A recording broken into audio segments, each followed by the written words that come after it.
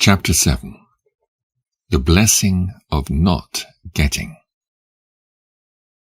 There is one class of mercies and blessings of which we are not sufficiently ready to take note. These are the things that God keeps from us. We recount with more or less gratitude the good gifts that we receive from Him, but there are many blessings that consist in our not receiving. In one of Miss Havergal's bright flashes of spiritual truth, she quotes these words of Moses to the Israelites. "As for you, the Lord your God has not allowed you so to do." Then she adds, "What a stepping stone! We give thanks often with a tearful, doubtful voice for our positive spiritual mercies, but what an almost infinite field there is for negative mercies. We cannot even imagine all that God has allowed us not to do, not to be. There is no doubt that very many of the Lord's greatest kindnesses are shown in saving us from unseen and unsuspected perils, and keeping us from things that we desire, but which would surely work us harm instead of blessing, were we to receive them.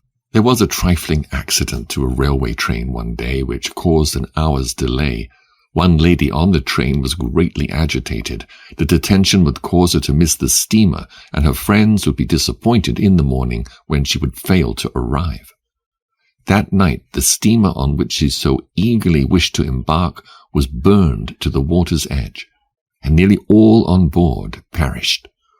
Her feeling of grieved disappointment was changed to one of grateful praise to God for the strange deliverance He had wrought. A carriage drove rapidly to a station one afternoon, just as the train rolled away. It contained a gentleman and his family. They manifested much annoyance and impatience at the failure to be in time. Important engagements for tomorrow could not now be met. Sharp words were spoken to the coachman, for the fault was his, as he had been 10 minutes late in appearing. An angry scowl was on the gentleman's face as he drove homeward again. All the evening he was sullen and unhappy. In the next morning's papers he read an account of a terrible bridge accident on the railway.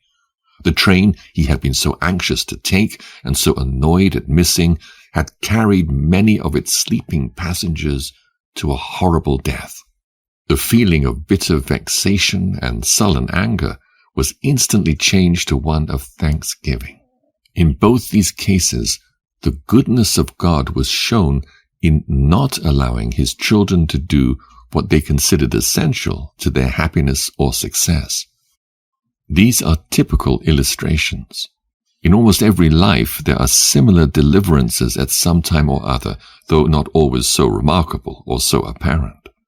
There is no one who has carefully and thoughtfully observed the course of his own life who cannot recall many instances in which providential interferences and disappointments have proved blessings in the end, saving him from calamity or loss, or bringing to him better things than those which they took out of his grasp.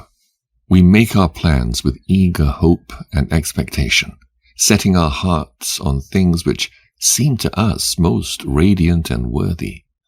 Then God steps in and sets these plans of ours aside, substituting others of His own which seem destructive.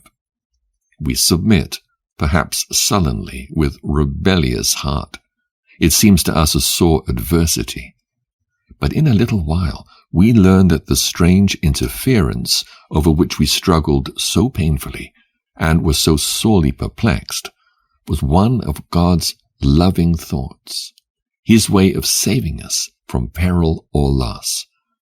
If He had let us have our own way, pain or sorrow would have been the inevitable result. He blessed us by not permitting us to do as we wished. Who can tell from how many unseen and unsuspected dangers He is every day delivered? When a passenger arrives at the end of a stormy voyage, he is thankful for rescue from peril. But when the voyage is quiet, without tempest or angry billow, he does not feel the same gratitude. Yet why is not his preservation even more remarkable in this case than in that? He has been kept not only from imminent and apparent danger, but also from terror or anxiety. In a gathering of ministers, one of them asked the others to unite with him in thanksgiving to God for a signal deliverance on his way to the meeting.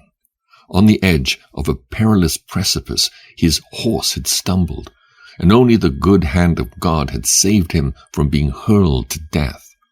Another minister asked that thanks might be given also for his still greater deliverance. He had come over the same dangerous road, and his horse had not even stumbled. Surely he was right. He had still greater cause for thankfulness than the other. Each of our lives is one unbroken succession of such deliverances. There's not a moment when possible danger is not imminent. Yet we too often forget God's mercy in saving us from exposure to perils. We thank him for sparing us in the midst of life's accidents, but do not thank him for keeping us even from the alarm and shock of accident. Passing into the realm of spiritual experiences, the field is equally large. God is continually blessing us by allowing us not to do certain things which we greatly desire to do. He thwarts our worldly ambitions, because to permit us to achieve them would be to allow our souls to be lost or seriously harmed.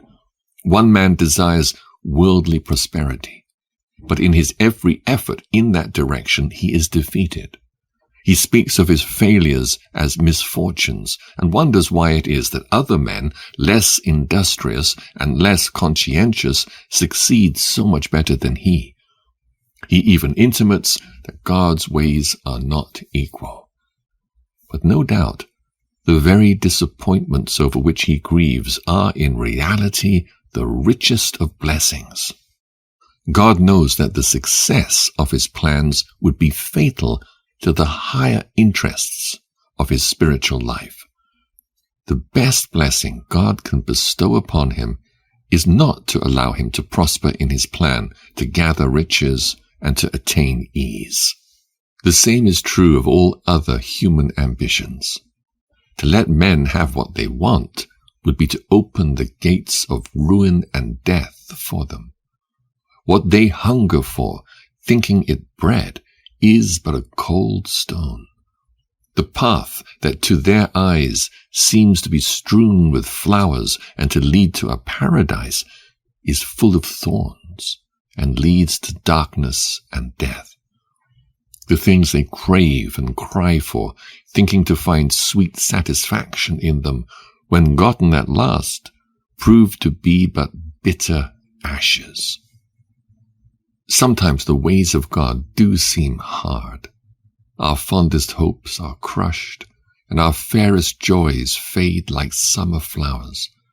The desires of our hearts are withheld from us. Yet, if we are God's children, we cannot doubt that in every one of these losses or denials, a blessing is hidden. Right here, we get a glimpse into the mystery of many unanswered prayers. The things we seek would not work good for us in the end, but evil. The things we plead to have removed are essential to our highest interests. Health is supposed to be better than sickness, but there comes a time when God's kindness will be most wisely shown by denying us health. He never takes pleasure in causing us to suffer. He is touched by our sorrows. Every grief and pain of ours he feels. Yet he loves us too well to give us things that would harm us, or to spare us the trial that is needful for our spiritual good. It will be seen in the end that many of the very richest blessings of all our lives have come to us through God's denials, his withholdings, or his shattering of our hopes and joys. I know, Lord, that your judgments are just, and that in faithfulness you have afflicted me. Psalm 119:75. When we are called to be Christians, we are not promised earthly ease and possession. True, we're told that we shall be heirs to a great legacy, heirs of God and joint heirs with Christ. But our legacy is not such as men in this world bequeath in their wills to their children. To be joint heirs with Christ implies that we must first share with him his life of self-denial and sacrifice before we can become partakers with him in the joys and glories of his exaltation. We should never forget that the object of all God's dealing with his children is to sanctify us and make us vessels fit for the Master's use. To this high and glorious end, present pleasure and gratification must ofttimes be sacrificed. This is the true key to all the mysteries of providence. Anything that hinders entire consecration to Christ is working us harm, and though it be our tenderest joy, it is best that it be taken away. This discipline is going on all the while in the lives of Christ's disciples.